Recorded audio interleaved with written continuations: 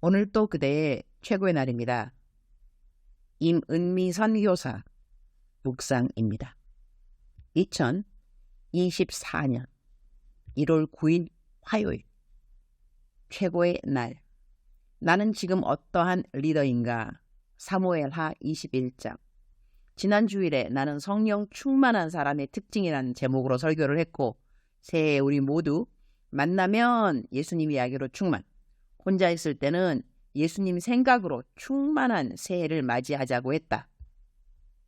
혼자 있을 때 누가 나한테 뭐라고 했다는 말 때문에 섭섭하거나 화가 나는 생각에 머무는 것이 아니라 예수님 생각으로 충만한 우리가 되자고 했다. 주일학교 아이들이 방학이었던 지난 6주간 우리 교회에서는 주일 어린이 학교 특세를 계속했었다. 하루도 안 빠지고 새벽 기도를 나오면 다음 학기 학교에 내야 하는 점심 식사비를 상으로 준다고 했었는데 277명이 6주간 하루도 빠지지 않고 새벽 기도를 나왔다고 킴 목사가 어제 나에게 알려주었다. 아이들이 공립학교를 다니면 학비는 나라에서 내준다고 하는데 학교에서 먹는 점심값을 아이들이 내야 한다고 한다. 한 학기 점심값은 약 3만 원 하는 것 같다. 지난번 아이들 성탄 선물해주라는 헌금이 2,609만 8천 원이 들어왔다. 아이들에게 1,300컬레 신발을 사주고 점심도 푸짐하게 베풀고 그리고도 헌금이 남았다. 그래서 그 남은 헌금으로 새벽기도 방학 동안 매일 나온 아이들 다음 학기 점심 내야 하는 값 상금으로 주려고 했는데 277명이면 와, 내가 생각했던 것보다 아이들이 더 많이 왔다. 그런데 어제 나에게 어떤 문자가 왔는가? 아래와 같은 문자가 왔다. 기쁜 소식이라 전해드려요.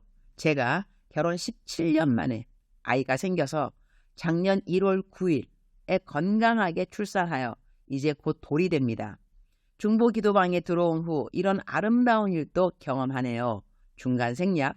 그동안 건강하게 잘 인도해 주신 하나님을 찬양하며 돌잔치하는 대신에 아픈 아이들이나 경제적으로 어려운 아이들을 위해 조금이라도 사용되었으면 좋을 것 같아서 작지만 목사님께 제 마음을 보냅니다. 17년 만에 하나님이 선물을 주신 이유를 곰곰이 생각해보고 기도해봤는데 어려운 아이들을 긍휼히 여기고 기도하며 돕는 가정이 되라고 하신 것 같아서 용기를 내어 문자를 드립니다. 그분은 어려운 아이들 도와주라고 50만 원 지정 헌금을 보내주셨다. 나는 이럴 때 하나님의 완전하신 계획과 공급하심에 대하여 감격하지 않을 수가 없다. 아침에 킴 목사가 277명 어린이들 숫자를 말하기에 얼른 계산기를 두드려 보았던 것이다. 270명 곱하기 3만 원은 831만 원인데 요즘 한화가 이전보다 환율이 높아졌다. 그래서 700만 원 가량 장학금으로 나가야 한다는 이야기인데 어쩌면 어제 아침에 딱 이렇게 장학금 하라는 지정헌금이 들어올 수 있을까? 우리 교회는 매 학기 시작하기 전에 방학 동안의 어린아이들 특별 새벽 기도회를 가지고 그리고 출석 잘한 아이들에게 다음 학기 장학금을 이렇게 주고 있다. 어차피 아이들이 새벽기도 안 나와도 장학금은 주어야 하는데 그래도 어린이들이 새벽기도 나오면 성경 구절 한 개라도 더 외우게 되니 나는 이 방법이 선한 방법이라고 생각한다.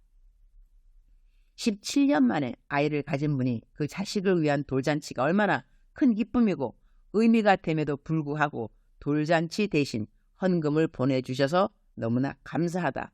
하나님이 그 가정에 큰 복을 주시기를 기도한다. 사무엘하 21장 17절. 수루야의 아들 아비새가 다윗을 도와 그 블레셋 사람을 쳐 죽이니 그때에 다윗의 추종자들이 그에게 맹세하여 이르되 왕은 다시 우리와 함께 전장에 나가지 마옵소서. 이스라엘의 등불이 꺼지지 말게 하옵소서 하니라. 다윗이 이제 나이가 많이 들어서 전장에 나가도 이전처럼 그렇게 용맹하게 싸우지는 못하게 되었다는 이야기이다. 그래서 부하들이 다윗에게 하는 말이 이제는 전장에 나가지 말아달라는 것이다.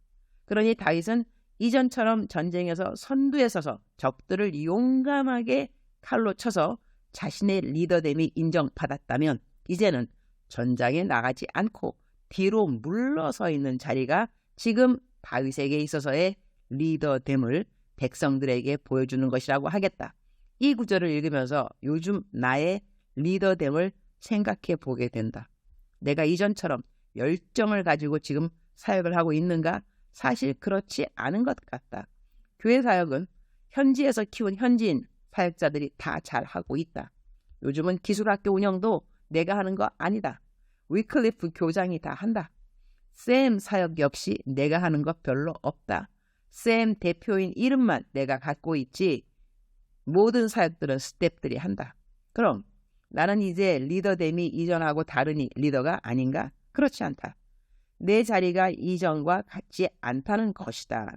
요즘 내가 해야 하는 일은 다윗이 이전에 전장에서 선두 지휘하면서 적군들을 무찌르던 그러한 자리에서 한 발자국 물러나도 그래도 그는 백성들에게 리더였듯이 나 역시 선두에서 직접 되는 리더의 자리는 이제 아니지만 이들이 사역을 잘 할 수 있도록 할 수 있는 한 모든 재정들을 맡아 일을 하고 그리고 리더들에게 이런저런 지시하는 일을 하고 있다.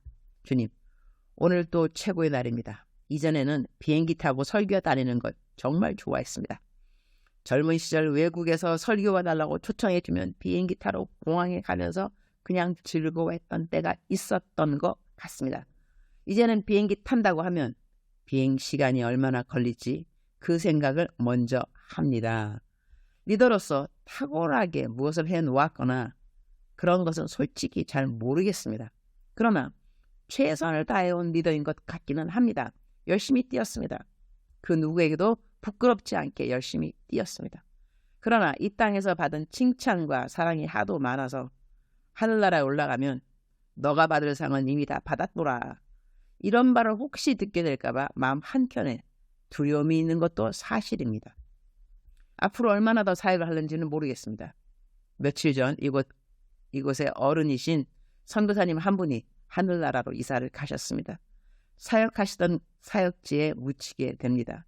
그분의 소식을 들으면서 나도 내가 지금 사역하는 이곳 리무르에 내가 묻힐 자리를 미리 알아봐 둬야 하는 것은 아닐까? 그런 생각이 스쳐 지나갔습니다. 그러나 주님은 내가 이 땅에서 육신의 장막을 떠나기 전에 재림하실 것 같은 생각이 저에게는 있습니다.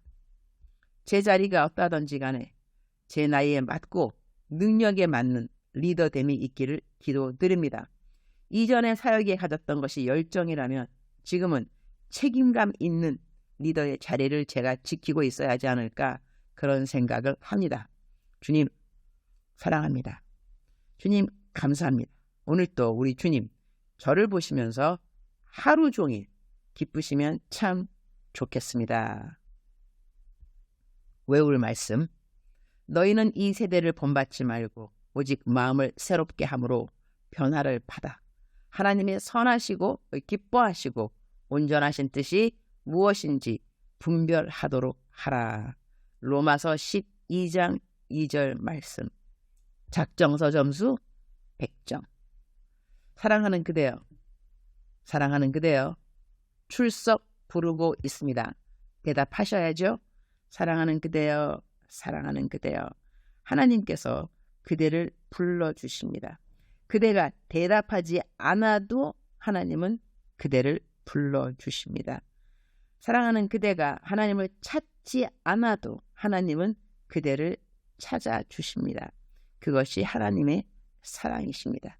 하나님은 사랑이라고 성경에서 분명히 말씀하셨습니다. 하나님은 사랑이라. 하나님은 사랑이라. 사랑이신 하나님께서 오늘도 그대를 불러주시고 그대를 찾아주십니다. 혹시 넘어졌다 한다면 다시 일어나시기를 축복합니다. 다시는 일어나지 못할 것 같은 생각으로 절망에 빠져 있다면 하나님께서 그대에게 새 소망을 주시기를 축복합니다. 사랑하는 그대여, 하나님은 살아계십니다. 제가 다시 말하겠습니다. 사랑하는 그대여, 하나님은 살아계십니다. 살아계신 하나님은 그대의 눈을 만드셨고 귀를 만드셨고 입을 만드셨습니다. 그래서 그대가 하는 것을 보고 계시고 그대가 하는 말을 듣고 계시며 또한 그대하고 이야기를 하고 싶어 하시는 하나님이십니다. 사랑하는 그대여, 절망하지 마시고 낭망하지 마시고 원망하지 마시고 있는 그 자리에서 다시 일어나는 그대가 되기를 축복합니다. 사랑하는 그대여 사랑합니다. 사랑하는 그대여 축복합니다. 오늘도 그대의 최고의 날입니다.